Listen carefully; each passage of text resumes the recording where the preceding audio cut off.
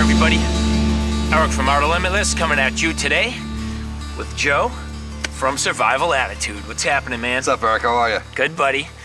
So, in a couple of prior videos, we've been doing some work to get a stove up and running. We took a look at a beautiful knife from Work Tuff Gear, the Mount Laguna. But today, as we continue on this journey, we need to do some heavy-duty splitting of some wood. Now, the knife I'm going to show you today, there is legitimately nothing we could do in today's video to do this knife pure justice, okay? So that's the first thing. Before we even talk about what knife it is, there is literally nothing we could do today that would put this knife through the paces that it really should be put through. So that's my little disclaimer. Challenge accepted. Oh, go on. Okay. What are you saying now? Yeah. Another Work Tuff Gear knife. This is one of the newest in their lineup, an absolutely epic piece. What we're going to look at today is the Nomad.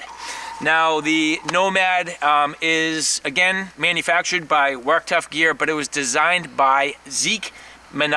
So Zeke has some heritage within the Dark Timber brand. So if you're familiar with Peter Kohler and Dark Timber knives, Zeke actually has performed on TV shows with the Hooligan, which is another one of his designs. And so at this point, moving forward with another large chopping style, performance built and designed blade, this Nomad is going to be one that I think is really going to be interesting for us to take a look at and put it to some good use today in some basic splitting tasks and wilderness tasks. And I'm really excited for you to take a look at this and get your impressions on this blade. Me too. Yeah, this knife is highly anticipated, as you know. There is a lot of design aspects put into this blade. I haven't even seen it yet, but I've seen some footage. To truly be a one and done survival tool, all-in option, all conditions, all terrain. So in this 19-degree weather, processing some pretty frozen firewood and among other cutting tasks. Let's get this thing in our hands and let's get using because I'm cold. We need to get the fire going in that stove. I agree, and I am absolutely pumped for you to see this thing. Can't wait. So I wasn't sure that I was going to be as excited for this knife as I became, and the more I saw this, the more I was like, oh my God. Okay. So enjoy this. I hope you appreciate this the way that I do. Smell of that fresh Kydex and blade oil. Uh-huh. Some machining left on that G10. All right, so what we got here? Just kidding.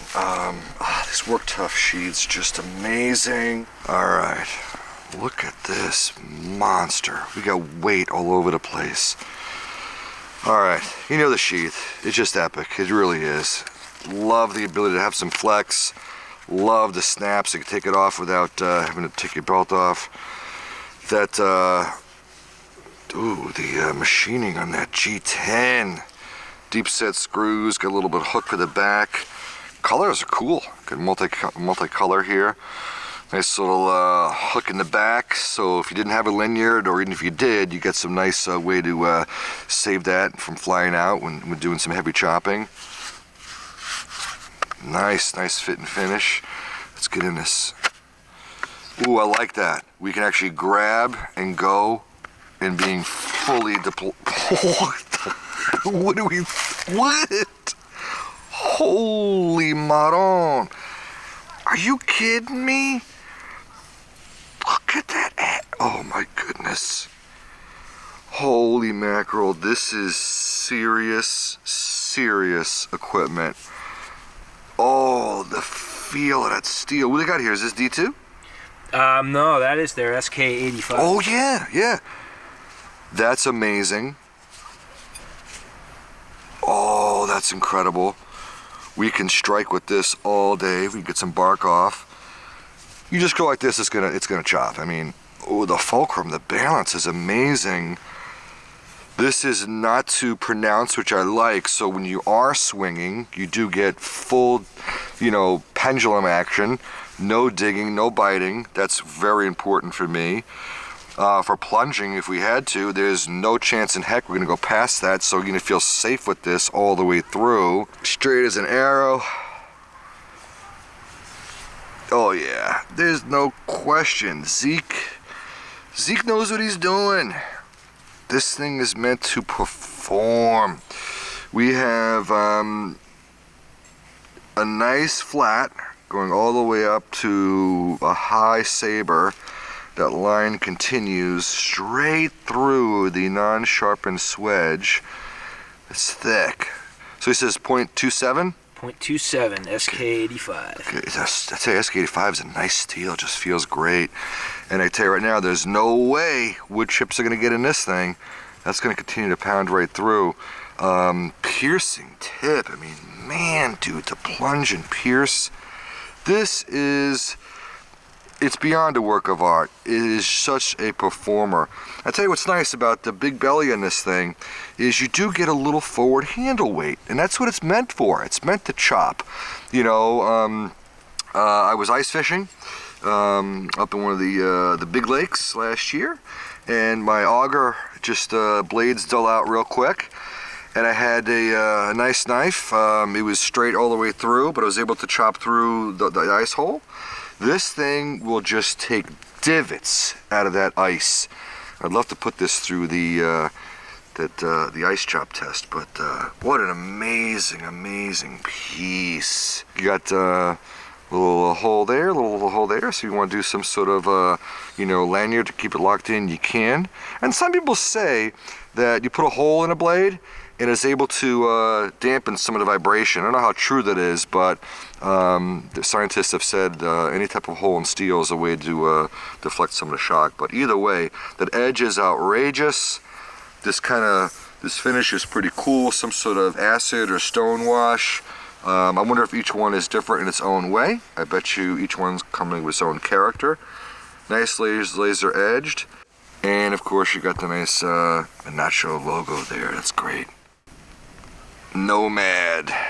So a few of the things that caught my attention right away, and as I get into a blade, yeah, there's the overall design elements, but I also look at the fit and finish and all the subtle little details from that sort of reviewer perspective, and having other manufacturers and blades in my hands. I'm just kind of looking for some of those subtle details.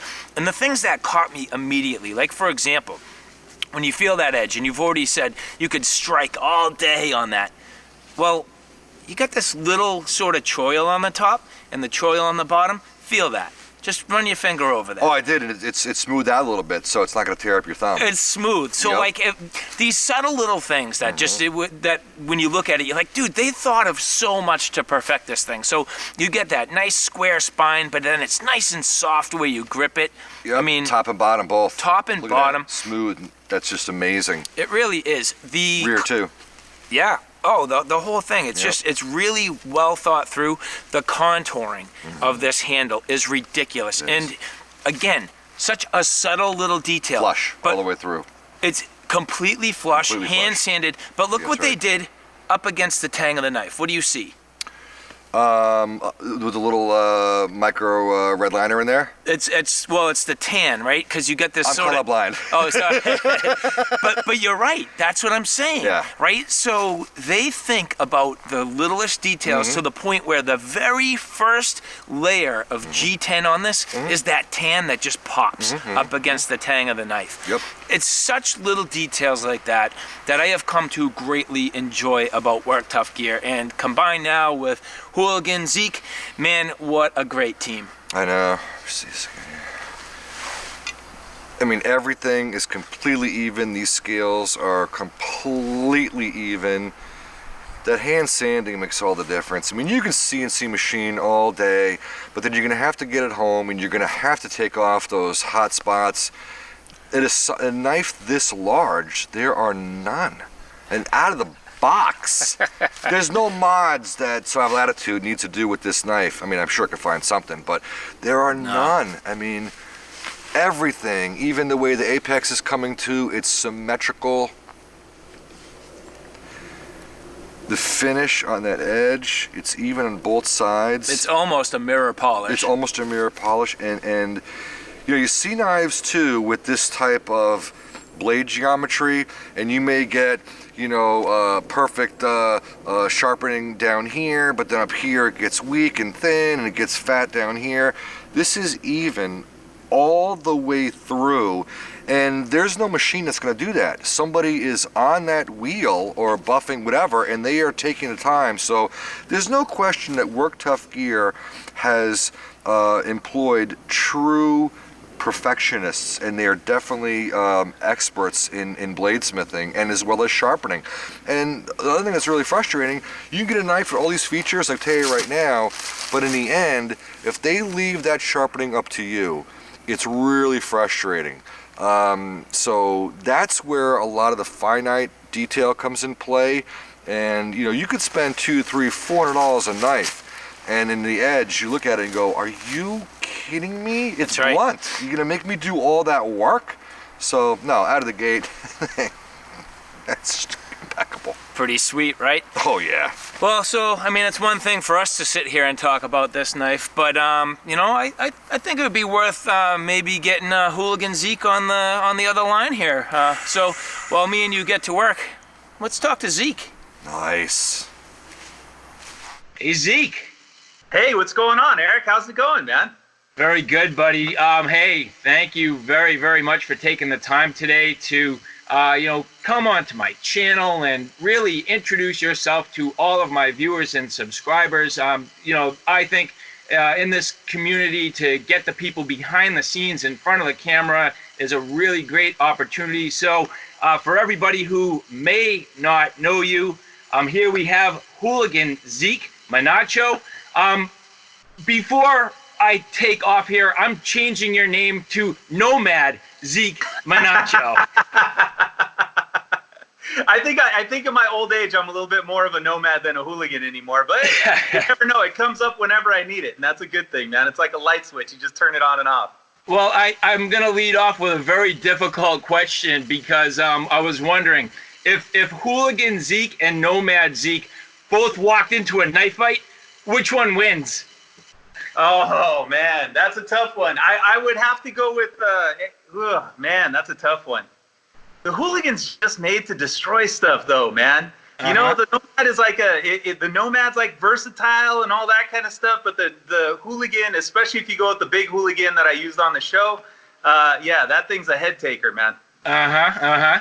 So I'm glad you said that because, you know, I'm sort of introducing you to people that may not be too familiar. Now, you mentioned the show. I don't want to go too far into this, but just explain what you were talking about real quick. Well, with the show, I did Knife or Death Season 2. I went in there. I had one of the smallest knives that were on there. Everybody loved it because it was a killer cleaver based on a Chinese Dao. Me and Pete Kohler came up with that for the you know, for Dark Timber Customs. He got that thing out to me fast enough, just in time for the show. I didn't have any time to practice with it, which kind of sucked, but you know, we could see on there that it, you know, we did pretty good. Ended up getting in, winning my episode, and then got to the Grand Championship, and was runner-up to a very, very, very good Keith Hill.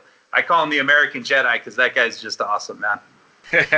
No, and congratulations. I mean, I know how hard you need to work to even be able to step onto that arena. So from everything that you did to prepare and to actually design a knife, have a knife built, get it into your hands, and then to compete, I mean, just congratulations on a job well done. Oh, thanks, man. That was awesome. It was an awesome experience. Yeah, no. So it's interesting that you mentioned Peter Kohler. One of the things that I also wanted to introduce about you, now correct me if I'm wrong, but Peter Kohler, Dark Timber Knives, you have the Dark Timber Brotherhood, which are you the actual administrator of that Facebook group? Right. So there's a team of guys. I'm kind of the lead guy with it. That's the easiest way to put it. Just because I take the most heat from everybody that's on there if things go bad. So, you got to take a little bit with it.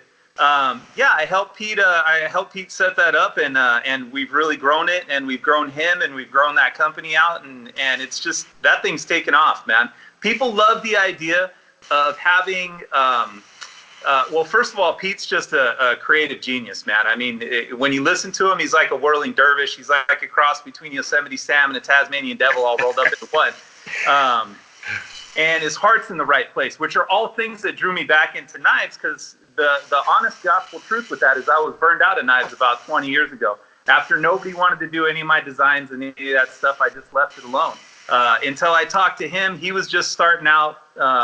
We did the first Blade show together, and then me and him have just been kind of joined at the hip ever since then, man. That's great, and it has been a really great community, and I guess as somebody who's been allowed to be in the community, I mean, thank you for allowing me to be a part of it. It's been a great experience. I have a little bit of back and forth. I'm not as active as I would like to be just with the other things that I'm doing. I'm, fairly busy and I have a lot going on, but I can say that, I've been very fortunate to keep an eye on the drops. I'm actually 4 for 4 trying to purchase dark timber. So, I got that magic trigger finger. So if anybody needs one. I know, because I've been watching all your stuff on them when you do the reviews, and you're like, yeah, that one's really good, but I'm going to go ahead and, move. I got to move it because I got to get something else. And I totally understand that. That's like the knife. That's the knife world, like, motto, man. You're in love with something. And you gotta, everything costs money. We're not made of it, so. It's really a shame because it's such beautiful, functional artwork, and I have a great appreciation for it. But I also know what that can do for me to allow me to progress with my channel. It cost me a ton of money to do this, so I'm being realistic about it, Well, hey, the truth is, I think we all do it, man. We all have to free up funds. We all, we're all stuck. I call us knife junkies, steel junkies, because the truth of it is, that's what it is. We had little tags made up, the tactical patches that said "Want to join a knife cult," because it is what it is, man. We're just, we all love the same stuff, and that's the way it is. I've been very happy with how cool the community is in general, and that kind of leads me to the next portion of this, which is, Work Tuff Gear. That is a brand that I kind of stumbled into just by watching the progression, and really the progression through reviewers similar to myself. And I reached out to Victor Lin, the owner, operator, and really the guy really behind the scenes making sure that company's moving in the direction, and he's not entirely a one-man band, but pretty damn close. Pretty damn close, though. Yeah. Yeah.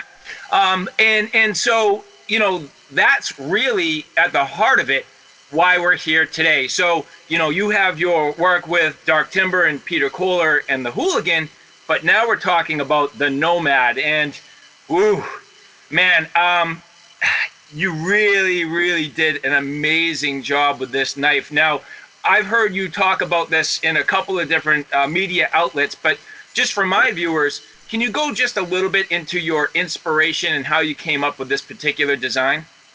Yeah, absolutely, man. I think I was thinking about this story kind of a little bit, and the truth of it is it all goes back. There's the baby right there, man. It all goes back to this idea. Like, I was really in love with this idea of survival shows and having one knife that you could kind of go through all of it with, and that idea has been played upon so much, from the tracker through I love EJ. He's got a great one called the SXB. I freaking love that monster, man. I keep one in my truck. Right. I wanted a knife that could be on the same footing as all of that stuff, where you really just want to take one thing with you. You don't have to be naked to enjoy your survival. Something that, when I went back and thought about it, I was like, the original concept behind the Bowie knife, right? The original concept behind the Bowie knife. You want something that can stab, something that can chop like a hatchet, stab like a dagger, and cut like a chef knife. I think that the gospel truth of this thing is this is kind of my take on what a Bowie looks like now. Yeah, I know. Tonto to the big belly, everything's got a reason. There's nothing in this that's not thought out. I was just listening to one of the staid, tried and true guys that was talking about knife design, and they were getting all over choils and multiple hand positions and all that stuff. Like, it was something that was really bad. The truth of it is, as an end user that's made my living in kitchens and doing a lot of other stuff with knives, including being a bodyguard, you want something to have a little bit of versatility to it. I'm not stuck on one hand grip for anything. If I want to take my knife all the way back to here, and hit like a hatchet and just really start digging into stuff, this is what I want to do with it. Oh, absolutely. And I mean, I think the footage as it rolls throughout, you're going to see that, you know, we definitely utilized all the different hand grips and all the different techniques that you can use with the multiple positions. And so, you know, Joe from Survival Attitude, he's kind of been coming onto my channel and working with me. He's been a great resource and, you know, a good, you know, technical resource in a way, but a good practical resource in a way. And he'll always get into the practical purposes of the knife, and that definitely showed with this Nomad testing. Thanks, man. I really appreciate it. And what I really appreciate is that people can pick it up and just get it, because there's so many things that are going on with it. I mean, the little reverse tanto that's here, the reason for that's not just to make a super strong tip, right? The reason for that is to have a ledge that's even when you're bringing this thing down and you're just beating the hell out of that tip and you're trying to baton through something that might be a little bit too big for your knife. And everything, every part of it, like this, everybody wants to say that that's where your thumb goes. It's not, though. It's actually where the webbing of your hand goes, so that once you're up here, you don't have to think about it. It could be pitch black dark in the middle of camp, and you're going to know exactly where your hand is on that knife at any given time. I call that indexing. I mean, I don't call it that. I mean, everybody does, but that's the reality of it. No, it's really true. So I have a kind of a weird question. When I first got this and pulled it out, the very first thing I wanted to do, I just kind of wanted to like hug it. Is that strange? I just wanted to like sleep with it, like without the sheath. I was just like, just I know it sounds weird. That's the first thing I wanted. I was like, oh. Well, dude, it's not yours until it makes you bleed, man. So you gotta get a little nick or something on there, man. Maybe. But what has me worried is once it tastes blood, it knows what it tastes like. It wants more. It wants more, exactly, man. So, totally awesome, man. Let me ask you. I'm curious just a little bit. So, you know, I'm starting to develop my own relationship with Work Tuff as a brand, both in Work Tuff gear for the knives and also Work Tuff stove. Now, again, behind the scenes, Victor Lynn, talk to me a little bit about your relationship with Victor and how you got to this point with Work Tuff and how you were able to select them definitively to be your builder. Now, with the one angle being, what I'd like you to touch on maybe is, were you already using any Work Tuff knives and doing any like testing with their other blades so that when you went into this type of build, which is very complex, there's complexity here, you knew they were the guys to pull it off?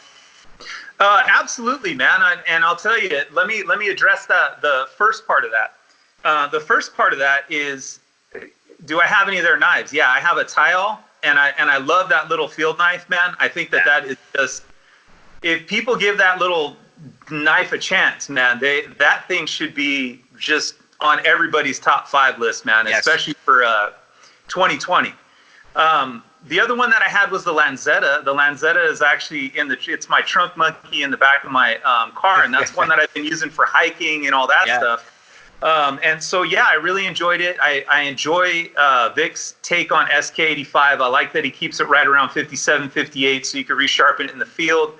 I like his grind work on all this stuff, especially with the Lanzetta. It was really on point. The finish was on point. The fit and finish of the handles was second to none. So use that as a jump off. The first Blade Show West that I went to was the first Blade Show West since they brought it back. I was hanging out with James Helm, and from Helm Forge, and James goes, "Hey man, you got to check out this guy. You got to check out his knives. You got to check out the fit and finish on all this stuff." So we walked back there, and Vic's got his little 6-foot table, and he's over there, you know, with one of his crew. And as soon as I started talking to him, I thought, this is a guy that I need to figure out how to work with more. And I didn't know if it was going to be behind the scenes OEM, if it was going to be, you know, whatever it was going to be. I just knew that I had to get together with this guy and do it up. And then we started talking a little bit. I told him, yeah, I had this design. It was way out of the box. I don't know that people are going to get it. he took a shot on me. So, you know, he was like, well, let's just run a couple and see how good it does. Nice. And it sold out that same night after dropping it like 1 o'clock on Amazon in the morning when nobody even knew when it was going to be. You know, we started getting word about it and all that stuff, and we blew through that first, run of them. So yeah, I just thought Vic had the temperament. He had the wherewithal. The thing that, you know, a lot of guys, and I see it, and I just want to address it because it kind of needs to be addressed. It's always an elephant in the room, is that Vic is in Taiwan, and he's in Taichung, Taiwan. And that doesn't bother me in the least. The spider codes that I get, they're either from Golden, Colorado, or they're from Taichung City. And they actually send a lot of their upper level stuff out there to go get made. To me, it's just another place like Seki City, Japan, or Germany, or, you know, it's one of those things where it's just like, this is a new hotspot for craftsmen to be working on their skills over there. Yeah. Do you think they had like generations and entire, families that have grown up building and crafting knives? Like, yeah. Yeah, exactly. You know, so, I mean, and, you know, I come across this myself where I'm like, there's just amazing people in the world that make amazing stuff. And I love to support, you know, USA. You know, I love to support it, but not for nothing. I love to support incredible human beings. And when you see somebody like Victor, who is just absolutely spectacular at what he does with an absolute top-notch product, I don't care where he lives. Not for nothing. Here's the other thing that I've learned from dealing with this. Like, you know, if you talk to somebody in Taiwan or China, like, how much Chinese can I speak? Like, zero. But all these other people that I work with, and I'm sure you deal with them across the world, they all speak English, and they're like pretty damn good at it. So, like, not for nothing, but I'm the ignorant one. That's, you know, the funny thing is, that's kind of how I look at it on a lot of different scales, man, because everybody else speaks like 4 languages, 3 languages, 6 languages.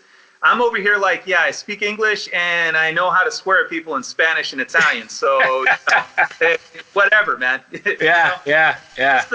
It's the big dumb monkey that can draw a knife on a piece of paper and know that it's going to work, man. Vic's the one that whose hands are magic and gets that stuff rolling, man. That's Absolutely. right. That's right. Well, the thing that I wanted to jump on with that is just this idea that, you know, that's a dream just like anybody's American dream is, man. Honestly, is just building up a mom and pop shop, family business that you got something for your kids to be proud of you on. So you got it. That dream is translatable in any language. I agree 1,000%. So, well, now you have this beautiful knife. You know, you've gone through a couple runs. The most recent, having this incredible finish here. This just burly, beastly blade here. Excellent for woodscraft, and that's what, you know, we used it for and where we started to put it to the test. So, you know, the first thing was we absolutely had to get into some batoning. Now, I know batoning's a controversial issue with people and knives. I mean, you got this 0.27-inch stock here. Right. Wonderfully heat-treated, SK85, the work tough quality. This thing just absolutely shined. You didn't think you were going to get through that, huh? I honestly did not think I was going to get through it. It's frozen. I have a hard time getting through this in the summer with some big boy blades, but I can't believe we did it. The thickness helps in cracking. You know, what is it in your mind about this overall design that just makes this a splitting monster? I'll tell you exactly what makes it a splitting monster. That's all not. That's all not. There is no part of that that wasn't thought out when it comes to batoning with this thing.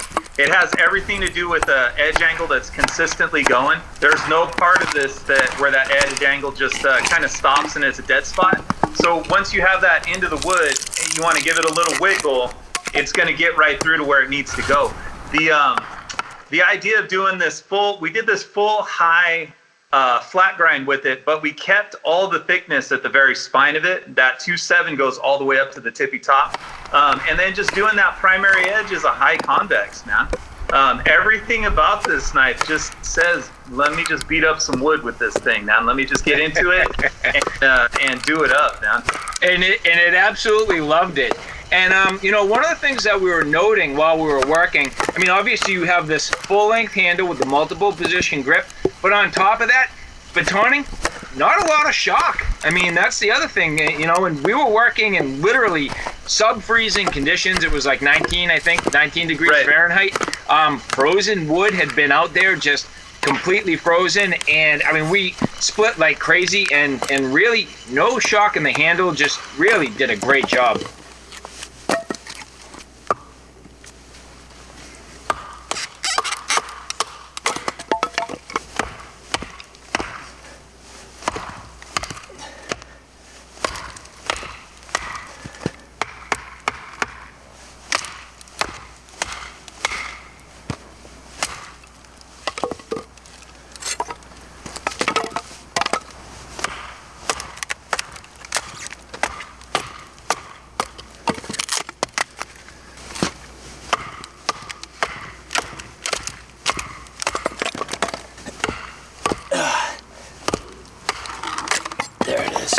Nasty though.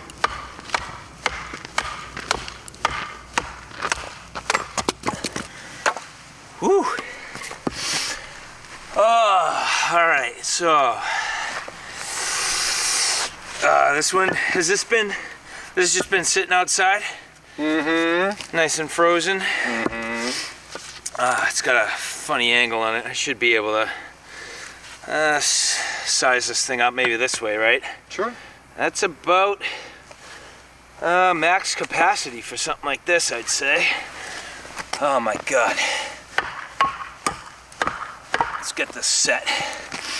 A little shock in the handle. Yes. Not too bad. It's not killing me. And especially where it's this cold, of course, you're gonna get some shock. But I do feel it. Not a huge deal. And I mean, we're absolutely wailing on this knife, so I'm not surprised. But so far it's been doing well splitting, so let's try to get this. Actually, now that I'm looking here, stainless hardware. I noticed that. Man, every turn of the corner, the details here. And one other thing that we didn't mention is these are all serialized, and I got myself lucky number 21.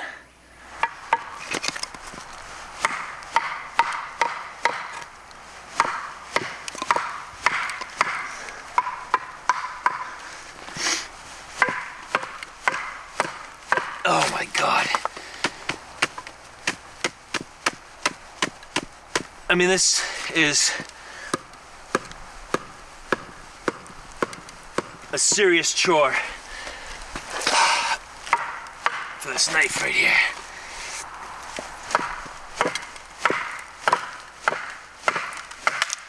Whoa. That's what I wanted to hear. My world just got a little bit easier. That was a loud crack.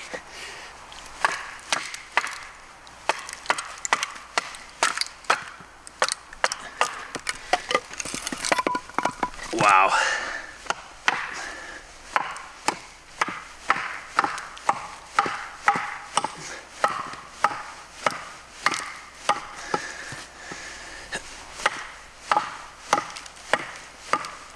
Oh my God. Here, let's take a different approach. All right, hold tight, buddy. Hold tight. Whoa. Boom. Sick. Sick. Thanks, man. I think a lot of that has to do with the way that the blade angle works, to the handle angle. I think it has a tendency to kind of deaden that up a little bit, at least in my experience with that. So yeah, I think what we ended up with is just a killer knife that chops like crazy, man. Well, yeah, speaking of chops like crazy, I mean, you're certainly no stranger to chopping. That was another test that, you know, we did a lot of work with chopping, and what we noted, you know, the handle obviously weighing huge into the chopping capability, but that belly, man, you know, that gives you a good, solid, wide portion of the blade where, you know, you want to be accurate with your chops. You hope you're going to be accurate with your chops, but let's be realistic. Frozen. Freezing conditions, cold hands, doing your best in woodscraft, you're not always going to be perfect. But when you have something like that belly, it's compensating, and every strike ends up counting in some way, shape, or form. Exactly. And that's that constant cutting angle that you get with this thing, man. Just, I mean, from here all the way back, there's no part of this that doesn't have its own separate. You can actually look at it like in thirds. Here's a little belly. Yeah, there's your belly right there. You get out to this tip, that's when you're actually talking, but you're not going to be chopping with this at all.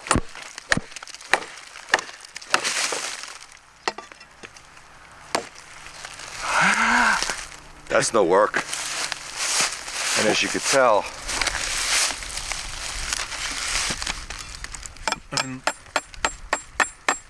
You know what? that's not punky. That's solid. It's solid. I'm impressed at the clean cut. I mean, look at how clean that cut is. Wow. Unbelievable. What a nice piece of firewood too. Seasoned on the outside but frozen. And look, that's one chop. That's a slice. You saw that thing just beaver out. Next to no shock on that. I mean, the chances of finding, you know, seasoned firewood red oak in the forest is slim to none. But you know what's really nice about this knife? The forward weight in the belly left no room for error. So when I was backing off on the chop, it still found a way to take chunks out. You get the flat edge knives, right? You constantly have to be at that right angle. And then you're gonna move around. Pretty amazing. So I was able to do a wide variety of backing off, especially as my arm got tired in one spot, yet the knife still found a way to dig in and take chunks out. That's pretty amazing. Best part, right here. We have no lanyard, no pinky lanyard. This thing never dug in. There's absolutely perfect champering, nice and smooth, and it just constantly left me to chop and swing, and no risk whatsoever. This knife is flying out. So Zeke did a really nice job with the hand holds, okay? Medium size hands, large size hands, XL, okay? And you get a variety of grips. So for batoning to chopping, it just, not one felt better over the other. They both grips felt just amazing, and I could stay in those grips all day. No issues whatsoever. Did this hang you up at all? Did the bird's beak hang you up at all?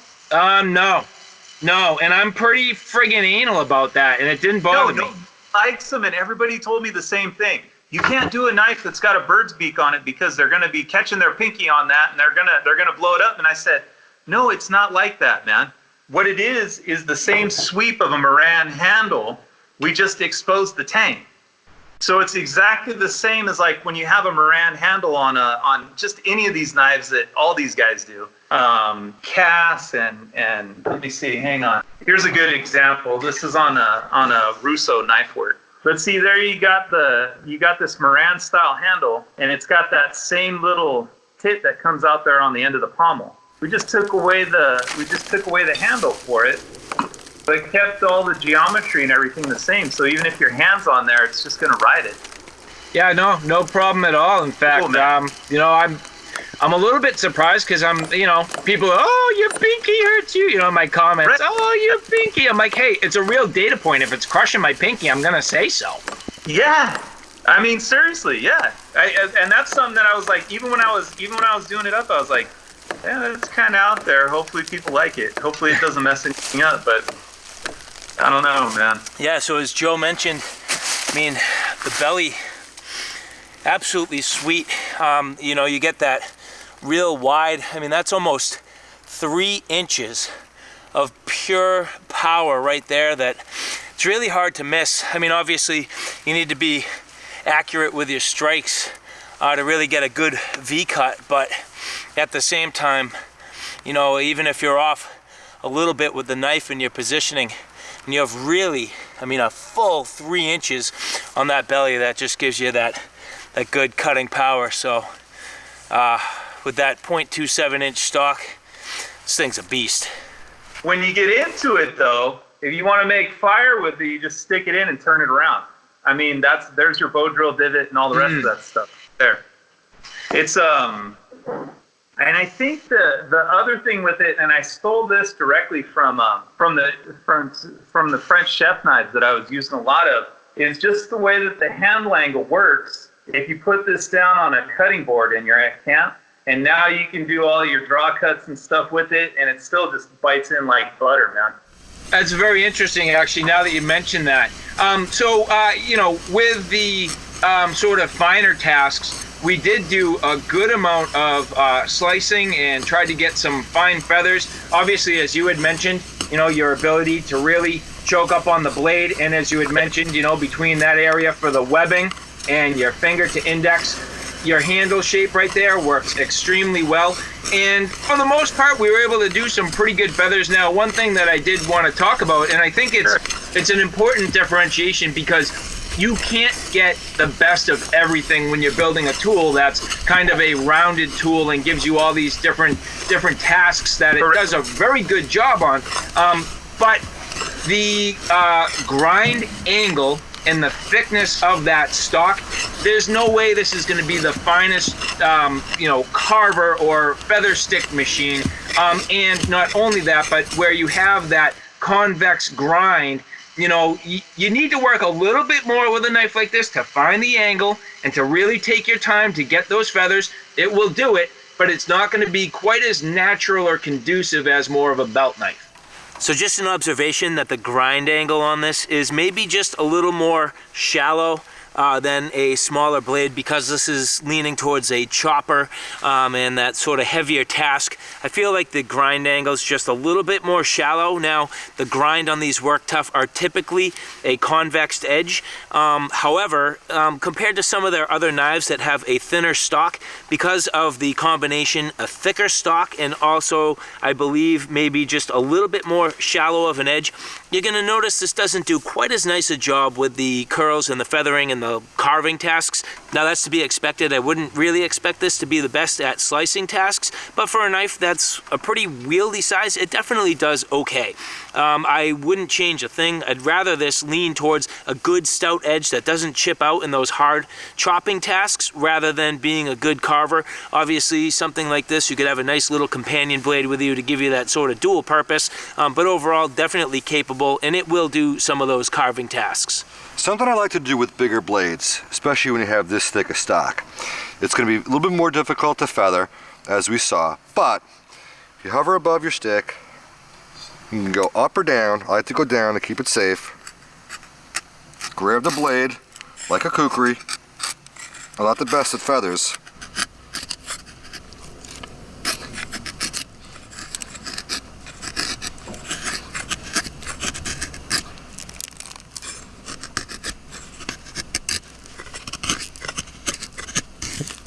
But it is a nice way to get something to help you get started.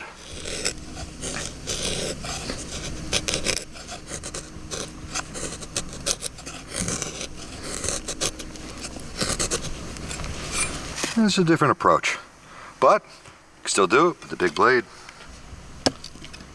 Right, absolutely correct, man. Let me just jump right into it. The obvious answer would be to cheat and do the same thing that everybody does with a tracker, and they make that a full flat grind for the first 3 inches of the knife. For me, that doesn't work for me. I don't need a bunch of compound grinds and all that kind of stuff. Just learn your tool, see what it's really good at, and then just love it, man. Use it, beat it up. There's only so much, in my opinion. There's one design that can do many things at a level 7, and I like that. I like that with this knife, and I like the idea of that, of having something that does anything good. Yeah, no, it overall did a really good job. And one of the techniques that we were really able to use, which was interesting, was really getting on the blade and you know, using that full stock and the full length for a grip in a couple of different positions, whether we were working up or down. And, you know, it can do a lot of different things, and very, very impressive. So I have a challenge for you. And okay, what is? So, and I don't know how you would feel about this, but Joe and I were talking, there is one thing that I am asking Zeke and Victor at Tuff. I'm asking you to do one thing.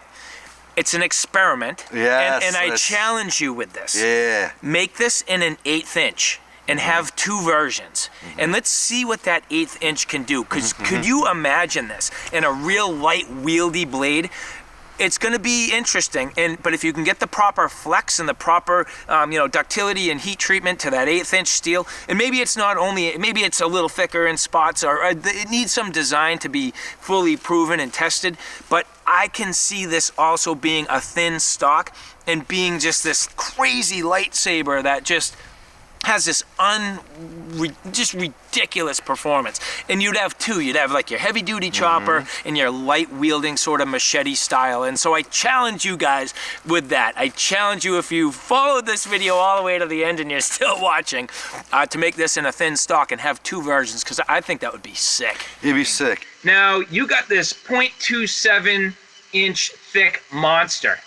Have you guys thought about making a second version of this that's a lightweight version, like 1/8 inch stock, and just making this like light wieldy machete version of this? That's the challenge. Let me tell you, there's 2 more versions of this that are coming out.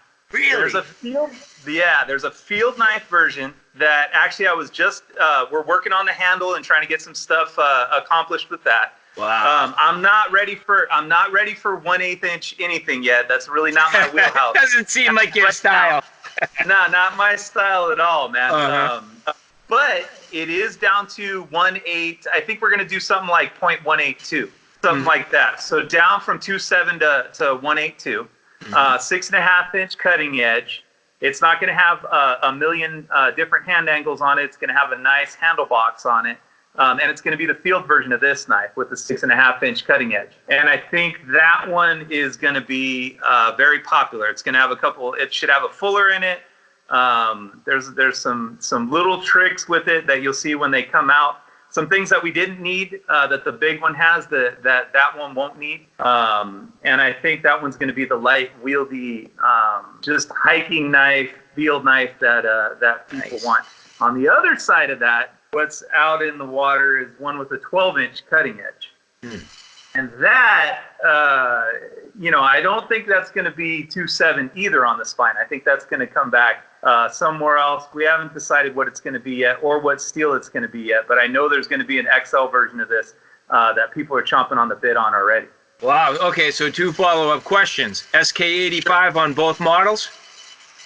SK85 definitely on the field knife version. I love the SK85. On the bigger one, I don't want to drop any bombs, but I'm looking to my go-to of ADCRV2 if we can swing it. Really love ADCRV2. Love everything about it. Would love to see what Vic could do with the heat treat on that, or maybe upgrade to 3V. Depends. Nice. The other thing, and that's the other thing though about Tuff, and one of the reasons that I really wanted to go with them. Is the idea of having stuff in stock. I'm not really in love with selling out things like, lightning quick and all that stuff. It's all great. I love the love. It's fun for everybody and all that stuff. But I'd really like to have something that was in stock that people could get their hands on. And when they want to go backpacking, it's just that simple for them to go to, Amazon and be like, hey, this is what I'm going to get. I heard good things. Boom, boom, boom. Nice. And so my follow-up too about being in stock. Sure. All serial numbered, just as the original runs? So with the new ones, what we're going to do is, and we were just talking about this, we'll go, what we'll do is they'll all be serial numbered, but instead of doing a continuing serial number, what we'll do is drop the run number on it. So we'll have like Nomad 2, and then we'll start off with the numbering going from 0 to whatever it is on that run. This way everybody's like up with it. Everybody knows exactly what's going on with it, where it came from, which version it was, all that stuff. And the idea that I have is that this is a complete design, but nothing's ever complete. There's always ways to make things better. So we always want to have improvements and generational upgrades and all that kind of stuff that go along with it. Nice. And so will they be called the Nomad in some way, or is it going to get a brand new name? Nope, absolutely. These are the Nomads through and through, man. There's nice. No family, yeah. Cool. And with the full length, the big 12-inch length chopper, two-hand grip? With the XL, I'm trying to think. I really like this grip. It might come out another 2 inches though, so you could get that other hand on it. Yeah, wild. It might be. I don't know. We'll see how that one develops and what it looks like and how wieldy it is and all that good stuff. I like a big giant knife personally, man. I can't blame you, dude. I love it. I think you're on the right track. And then again, I'm changing your name to Nomad Zeke. This just affirms it. Maybe I'll have to go on IG and take a look, man. Do it for the Insta. Nice. So, hey, I wanted to bring one other guy into the mix here. Now, sure. You know, I've been, really paying close attention lately.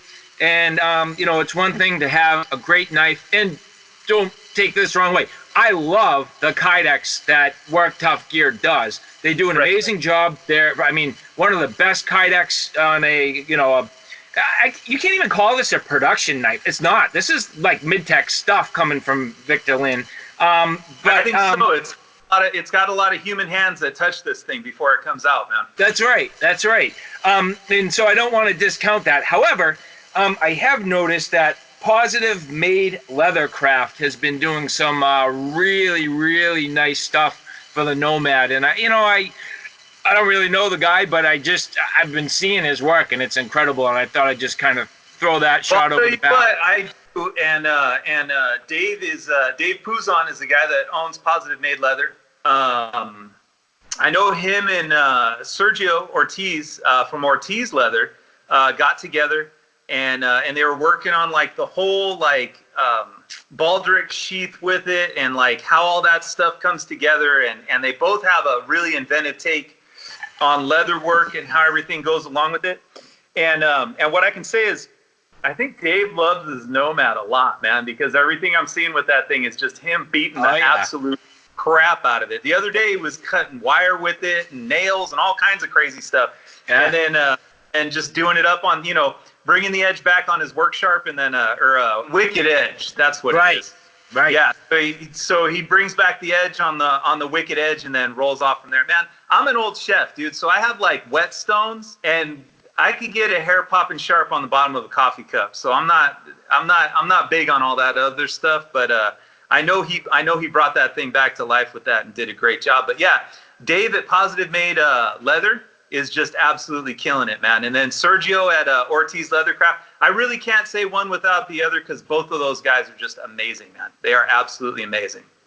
Well, I tell you, Dave there, if he was to snuggle with his Nomad, he'd probably shave a big chunk of his beard off. Especially after putting it on the wicked edge. Probably, man. I can only imagine how that thing. I can't wait to actually see that. I won't see him till Blade Show, man. But he's gonna bring that, and I can't wait to see what he's done with that thing, man. Well, I'll tell you what. I plan on being at Blade Show myself, so I'd love to catch up with you. I think it would be awesome just to catch up with you there, say hey, and continue to roll forward in this pretty awesome knife world we got. I think that's great, man. Yeah, we should definitely crack a beer and get together on that stuff, man. I'll be over at the Dark Timber table, and then I'll also be spending some time with Vic over at Work Tough, man. So yeah, I stay true to the guys that brought me the party. So that's what it is. That's great. So hey, Hooligan, Nomad, Zeke Menacho, thank you very much, man. I really appreciate you hanging out tonight. I think we definitely covered some really incredible material. I mean, your work and your designs are exquisite. I'm really excited to hear that you have a couple new iterations of this Nomad coming out. That's really sweet. Just wait, man. I think you're gonna enjoy that a lot, man. Especially the smaller one, and then if we can get that bigger one done, when we get the bigger one done, that's just gonna be a monster, man. Oh, I can't wait. Wait. Well, again, thank you very much. You have yourself a great night.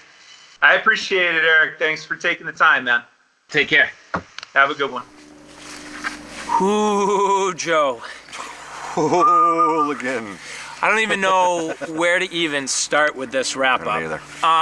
There are so many things that we could talk about. First and foremost, Zeke, what a design, buddy.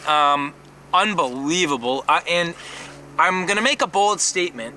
and we'll see your thought. But I'm gonna say that this is top of the class for a chopper at this point. I firmly believe that this Nomad, in my opinion, is now the new bar.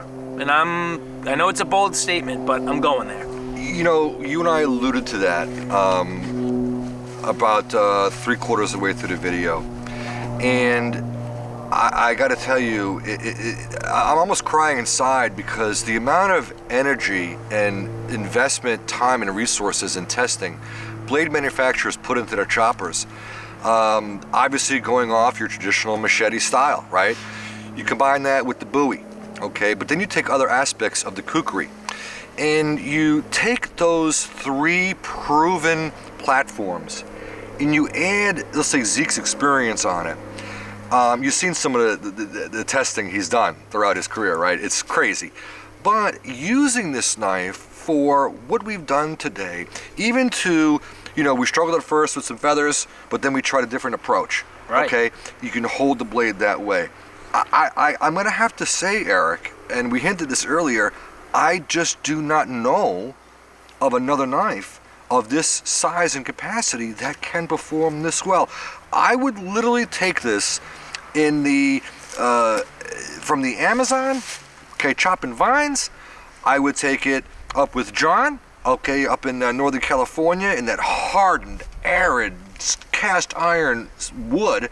And I tell you right now, I feel that no matter where you are in the world, this knife is going to get it done in enjoyment and pleasure and in life-saving capability. I could talk about it all day. Don't even get me into the handle. Don't even just get it away from me. Get it away from me.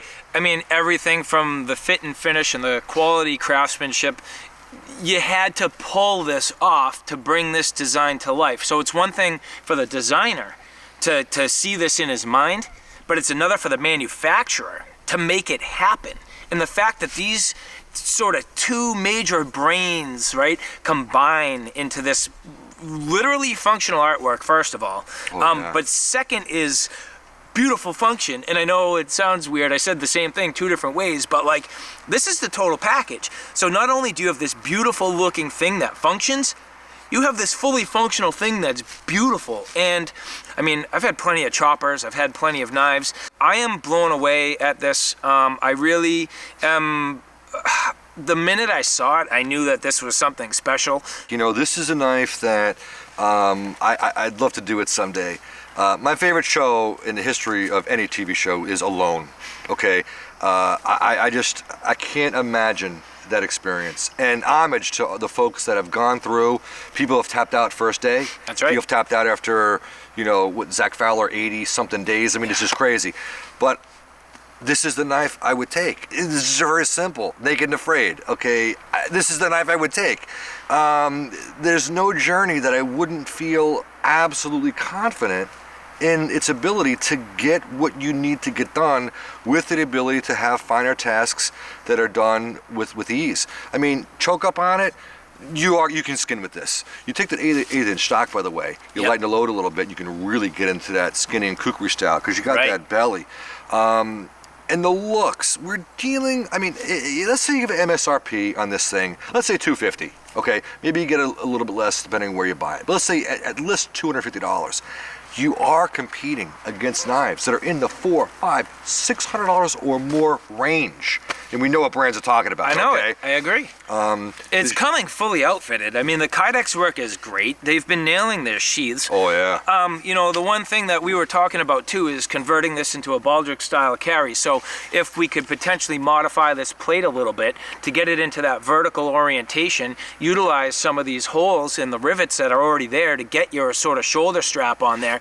This thing's badass, man. I mean, the ability to really carry this with a nice quality carry over your shoulder. It's not going to overly weigh you down. Yeah. Nice and convenient, and your ability to draw the knife crossbody and cross draw.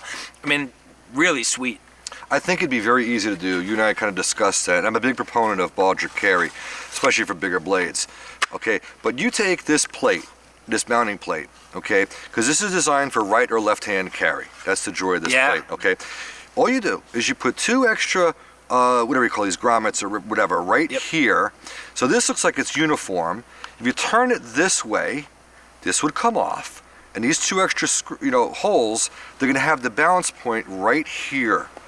Gonna come up a little bit, which is gonna be really cool. Clip on your rifle sling, whatever you have, and you got this thing ready to deploy at any time. So it's an additional way to carry it, and I think you already had the foundation here. It's already there. It's already just there. literally 2 holes and 2 rivets, and the thing's in place, and maybe a little oversized so that you could get like a carabiner. A little oversized, right? yes, so, yes. Yep. And I mean, it's already there. So I mean, a little bit of give, which is great. Nice job with the nylon. Yep.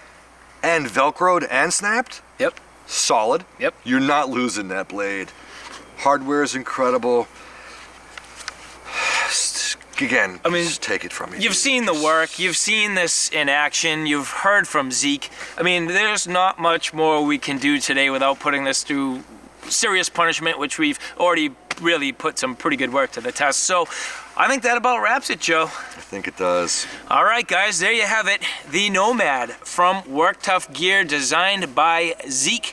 Thanks for stopping by, guys. I hope you like what you saw. I hope you found it a little bit informative. If you like what you saw, please like, share, and subscribe. And as always, thanks for stopping by. Take care now. We'll see you soon. Real soon.